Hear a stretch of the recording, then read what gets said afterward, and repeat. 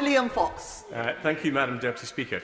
When I voted to leave the European Union, it wasn't primarily over concerns with immigration. It wasn't about concerns with how we would divvy up the money that came back following the contributions we weren't making to the European Union. It was entirely as a constitutional leaver. I believe in the principle that the people who live under the law should have the right to choose the people who make the law. That, incidentally, also shapes my views on how the House of Lords should be reformed. But that principle, Madam Deputy Speaker, could not survive as soon as we had the direct application of EU law and the use of the ECJ.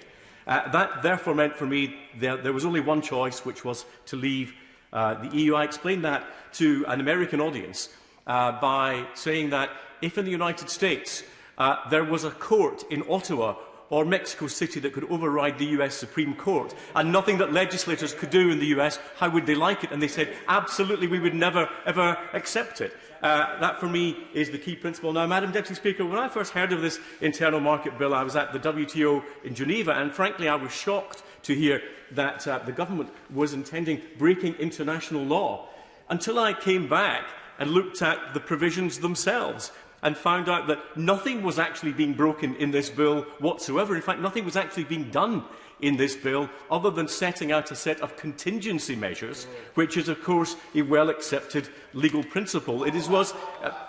I will give way once to my honourable friend. Virtually no discussion during this entire debate about the fact this is a safety net, which we hope will never be used. If you're on the high wire, and when you're dealing with the EU, you are on the high wire, you may not want to use a safety net, but it has no harm to have one. I entirely agree, Madam Deputy Speaker, and I used the analogy myself as it's a lifeboat that we hope we never have to launch, because we hope the ship will never go down, because we will reach a trade agreement, and we should reach a trade agreement, because, as I said earlier in the House, there has never been a trade agreement that has begun with the two parties in complete identity of trade law, of tariffs and of regulation. It should be, if it was only about trade, an easy agreement to reach, but it's not just about trade. The main stumbling blocks are constitutional, the very constitutional issues that made me want to vote to leave the European Union in the first place. Now, there are those who have said that this bill is outrageous, it sets new precedents, but this bill is in fact only saying that under certain circumstances, domestic law might have to be used to overrule treaty law. Is it revolutionary?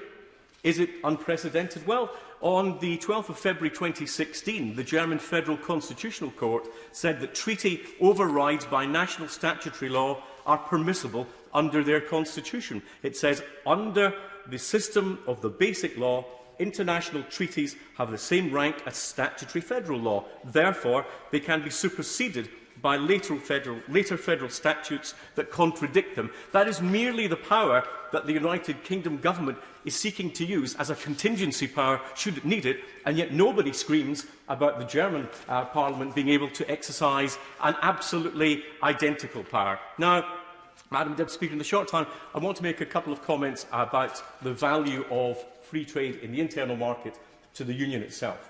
The 1707 Articles of Union between England and Scotland and those between Great Britain and Ireland in 1800 abolished all customs duties between the different parts of the United Kingdom. Free trade across the whole of the United Kingdom was an integral part not only to the development of the whole of the United Kingdom from the Industrial Revolution on, but it was particularly important to Scotland and Ireland, whose citizens could freely trade with the much bigger English market.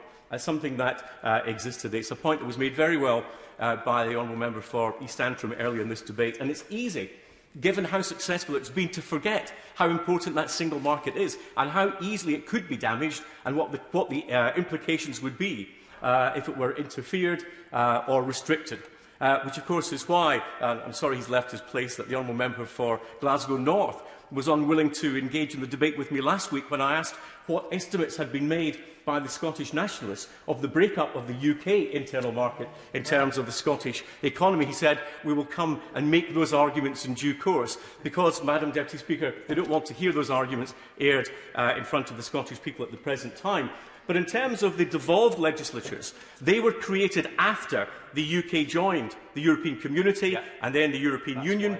And because the single market rules apply to regional governments and legislatures, as well as central governments of member states, there was no pressing need during our membership of the European Union for specific UK-based rules maintaining the UK internal market against fragmentation. But Brexit changes all of that. And that is why it is, I believe we should be rejecting the Lord's amendments tonight. But in supporting the government, Madam Deputy Speaker, I just ask this one question.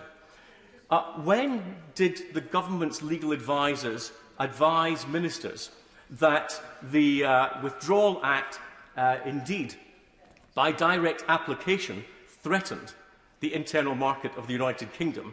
It was not something that I heard discussed at the time, but I would like to know the answer to the question, as would many of us who are supporting the government tonight and who believe that what we're seeing is a proportionate contingency planning, fulfilling the duty of the maintenance of the UK internal market, the key part of the United Kingdom itself.